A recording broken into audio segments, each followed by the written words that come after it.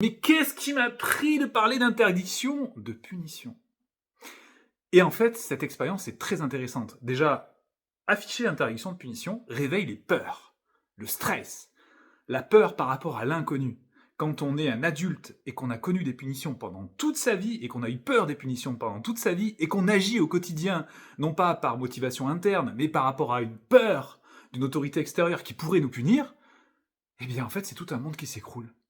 Donc le fait d'interdire les punitions, en termes de pédagogie, n'est pas la bonne façon de pouvoir remplacer les punitions. Au contraire, il est nécessaire de sécuriser et de faire ce que nous sommes en train de faire ici. Je comprends que tu aies peur quand on évoque le fait de pouvoir remplacer les punitions. Parce que jusqu'à présent, tu as réfléchi en fonction de cela. Tu t'es dit que lorsque ton enfant agissait mal par rapport à toi, la punition permettait de l'éduquer.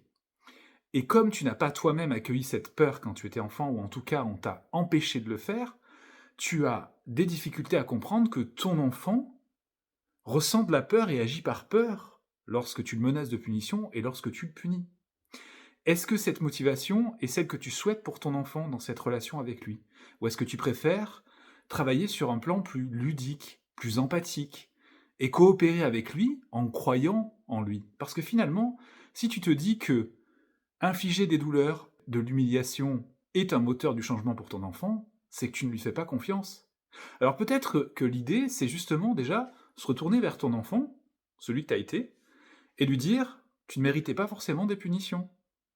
Si quelqu'un t'avait fait confiance, tu aurais peut-être réparé tes erreurs, mais on ne t'a pas fait confiance. Donc là, je t'apporte tout mon amour et toute ma bienveillance et toute mon empathie, et si tu es d'accord, ensemble, on va agir avec notre propre enfant qui est ici pour travailler sur la coopération.»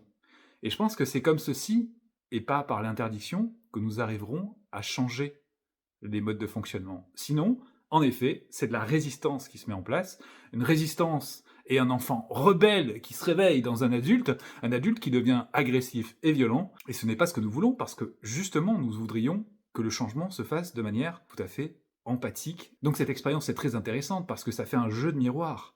Parce que s'imaginer que nous allons être punis par la loi parce que nous punissons, finalement, notre réaction prouve que les punitions n'ont pas lieu d'être dans l'éducation et dans le changement à la fois des mentalités et des pratiques.